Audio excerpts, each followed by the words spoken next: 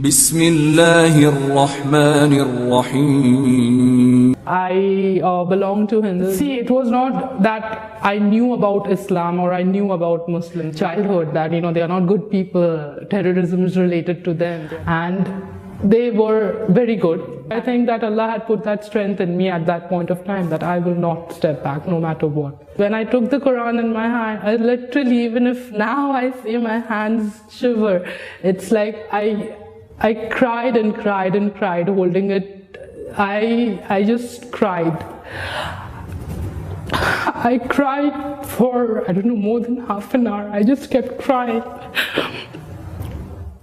पहला सवाल कि हिस्ट्री से पता चलता है कि इस्लाम तलवार के जोर पे फैला कि नहीं, लेकिन ये मुझसे पूछ रहे क्या ये हकीकत नहीं है कि 3000 से ज्यादा मंदिरें गिराई गई थी और मस्जिद बनाए गए और बहुत से लोगों का कत्ल किया गया. ये बिल्कुल गलत है, अफवाह है. ये मैं कह सकता हूं कि कुछ मंदिरें शायद गिराई गई होंगी, इससे महीने का तो एक भी मंदिर नहीं गिराई गई. हो सकता है कि कुछ मुसलमान अपने आप को जो मुसलमान कहते हैं उनने आके कुछ मंदिरों को गिराया होगा और मस्जिद बनाया होगा, हो सकता है. लेकिन ये कहना कि 3000 से 6000 मंदिर गिराए गए, ये बिल्कुल अफवाह है, बिल्कुल गलत है, बेबुनियाद है, बिल्कुल बेबुनियाद है. कुछ मुसलमान राजाओं ने गलत काम किए होंगे, उससे आप इस्लाम को दोषी नहीं ठहरा सकते.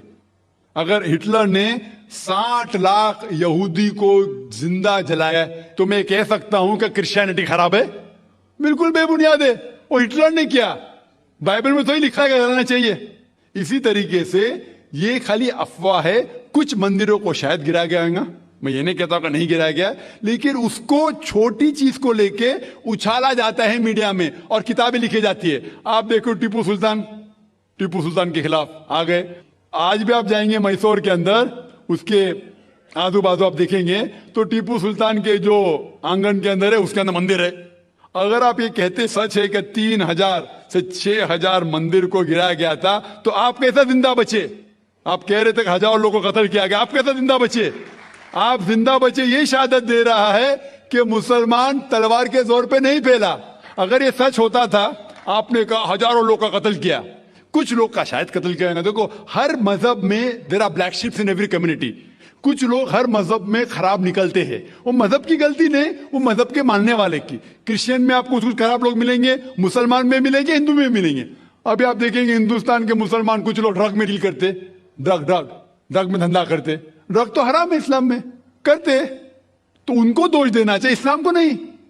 इसी तरीके से आप जो कह रहे 1000 लोगों का कत्ल किया, ये बिल्कुल बेबुनियाद चीज है. कुछ लोग का शायद किया होगा, और ये ही सबूत है. मैंने मेरी तकरीर में कहा कि 80% से ज्यादा गैर मुस्लिम हिंदुस्तान में है. ये शहादत दे रहे हैं कि इस्लाम तलवार के जोर पे नहीं फैला. आप लोग को क्यों छोड़ा उन लोग ने? आप उनके रिश्तेदार तो नहीं थे ना, आपको क्यों छोड़ा? 800 मिलियन 80 करोड़ गैर मुस्लिम को छोड़ा क्यों छोड़ा? अगर दमी था, हुकूमत की 1000 साल सब लोग को मुस्लिम बनाते थे. इससे यह जाहिर होता है कि इस्लाम तलवार के बलबूते पे नहीं फैला. कई गैर मुस्लिम इस्लाम से मुतासिर होके उन्होंने इस्लाम कबूल किया. तो यह कहना बिल्कुल गलत है. आपका दूसरा सवाल कि हमें क्या करना चाहिए? ये अलहदा लॉ नहीं होना चाहिए, सब एक ही कॉमन सिविल कोड होना चाहिए, और सब मजहब की अच्छी चीजें लेके कॉमन सिविल कोड करना चाहिए. मैं आपके बिल्कुल साथ हूं. बाकी मुसलमान शायद आपके खिलाफ होंगे, मैं आपके साथ हूं. क्यों मैं साथ हूं आपके? पहला चीज, हम मुसलमान अगर दिगर मजहब के बारे में जानेंगे, कभी कॉमन सिविल कोड की बात आती, सबसे ज्यादा नारा मुसलमान गलत है. यह मुमकिन ही नहीं है, क्योंकि हिंदुस्तान में हिंदू मजहब के कितने फिरके हैं. यह मुमकिन ही नहीं है. मुसलमान तो सिर्फ 20% या 80% या 75% जो हिंदू लोग हैं, उसमें ही मुमकिन नहीं है. ये कॉमन सिविल कोड हिंदू लोग ही इसको फॉलो नहीं कर सकते. हिंदू मजहब में कितने मुख्तलिफ ग्रोह है. एक कहता है कि बेटी को जाना चाहिए, एक कहता है बेटे को जाना जायदाद, एक कहता है कि जितनी खेती है वो नहीं जा सकती बेटी को, दूसरा ग्रोह कहता है. कितने मुख्तलिफ ग्रोह है, हजारों. ये मुमकिन ही नहीं है पास होना. ناظرین، اکثر دیگر مذاہب کے لوگ یہ سمجھتے ہیں کہ اسلام تلوار کے زور سے پھیلا ہے، یعنی زبردستی لوگوں کو اسلام قبول کروایا گیا ہے، اور یہ سب سوالات غیر مسلموں کے ذہنوں میں تب ہی پیدا ہوتے ہیں جب وہ مسلمانوں کی تاریخ کو پڑھتے ہیں۔ تاریخ میں ایسی کئی غزوات کے ذکر ہے، لیکن وہ مشرکین جو کہ اسلام کو نقصان پہنچانے کی کوشش کرتے تھے، ان کے ساتھ وہ لڑائیاں ہوئی تھی، اور اللہ تعالیٰ کی مدد سے کئی جنگوں میں فتح ملی۔ ہندوستان پر بھی سینکڑوں سالوں تک مسلمانوں کی حکومت رہی، لیکن تب بھی کسی ایک ہندو کو بھی زبردستی مسلمان نہیں کروایا گیا، اور نہ اسلام اس کی اجازت دیتا ہے۔ دین میں کسی پر بھی زبردستی نہیں ہے۔ یہ تو سچائی کی برکت ہے کہ لوگ جوک در جوک اسلام قبول کر رہے ہیں۔ جو بھی ایک دفعہ اسلام کو، قرآن کو صحیح طرح پڑھے، اس پر اللہ تعالیٰ ضرور اپنی رحمت برساتا ہے۔ اللہ تعالیٰ ہم سب کو نیکی کی راہ پر گامزن کرے، آمین۔ مزید ڈاکٹر ذاکر نائک کیا فرماتے ہیں، ملاحظہ کیجیے۔ ممکن ہی نہیں، میں کہتا ہوں یہ افسوس کی بات ہے کہ ہم مسلمان جانتے ہی نہیں، ہم کو آواز کرنے کی ضرورت ہی نہیں ہے، یہ خالی ہمیں چھیڑ رہے ہیں۔ کیا کر رہے؟ چھیڑ رہے ہیں، اور ہم اکسا جاتے۔ Point number 1۔ پوائنٹ نمبر 2، مان لو آپ لوگ قبول کرتے ہیں کہ کامن سیول کوڈ ہونا چاہیے۔ آپ نے کیا کہا کہ ساری دھرموں کی اچھی بات کو لینا چاہیے، بالکل صحیح۔ میرا پہلا سوال، آپ اسلام میں ایک چیز بتاؤ جو انسانیت کے خلاف ہے تو ہم نکال دیں گے اس کو۔ آپ کا یہ کہنا بالکل صحیح ہے کہ باقی مذاہب کی اچھی چیزیں جو ہے، مثال کے طور پہ میں نے تقریر کی سملیرٹیز بٹوین ہندوازم اینڈ اسلام، تو جو اچھی چیزیں ہندوازم کی میں لے چکا ہوں۔ سملیرٹیز بٹوین کرسچینٹی اینڈ اسلام، جو اچھی چیزیں عیسائیت میں لے چکا ہوں میں یہ پوچھنا چاہتا آپ سے، ایک چیز جو اسلام میں خرابی ہے وہ تو بتاؤ مجھے، تو اس کو نکالیں گے نا۔ لیکن منچ کے اوپر جب ڈیبیٹ ہوئے گا انشاءاللہ میں آؤں گا انشاءاللہ۔ ہاں، منچ پہ جب ڈیبیٹ ہوئے گا کہ ہم کیا کریں گے، ہر مذہب کی اچھی چیز ہوں گی، تو میں یہ چاہتا ہوں کہ اسلام کی طرف سے اس منچ پہ، اس سٹیج پہ انشاءاللہ میں آؤں گا۔ یہ چیلنج ہے، کوئی بھی شخص ہندوستان میں ہو، منسٹر ہون دو، کوئی بھی سوامی ہون دو، کوئی بھی شنکراچاریہ ہون دو، انشاءاللہ میں طالب علم ہوں اسلام اور دیگر مذاہب کا۔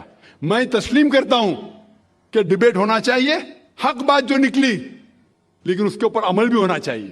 حق بات جو سب سے بہترین ہے انسانیت کے لیے، اس کے اوپر عمل ہونا چاہیے۔ اس لیے جو آخری کتاب جو اللہ سبحانہ وتعالی نازل کی، قرآن شریف، وہ انسانیت کے لیے سب سے بہترین کتاب ہے، اس کے اوپر عمل ہونا ہی چاہیے۔ آپ کا تیسرا سوال، کیا یہ ہندو جو ہے انہیریٹنس کے اندر، یہ انہیریٹنس جو ہوتا ہے اسلام کے اندر، 1/3 حصہ، 1/3 حصہ ہم ول میں دے سکتے، دینا ضروری نہیں ہے، دے سکتے ہیں۔ اسلام کے جو ول کے اندر جو آتا ہے انہیریٹنس، وہ قرآن کی آیت ہے سورہ نساء کی سورہ نمبر 4 آیت نمبر 11، 12 اور 176۔ اس میں کہا گیا ہے کہ جو بھی آپ کی جائیداد ہے، اللہ سبحانہ تعالیٰ کہہ چکا ہے کہ آپ کے بیٹے کو بیٹیوں سے ڈبل ملے گا۔ آگے لکھا گیا ہے آپ کے والدین کو 1/6 ملے گا۔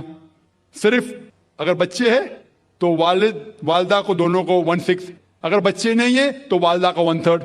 آگے بڑھتی ہے آیت نمبر 12 پہ لکھا ہے کہ آپ کی بیویاں جو آپ کے لیے چھوڑیں گی، اگر بچے نہیں آپ کو آدھا ملے گا، بچے ہیں تو 1/4 ملے گا۔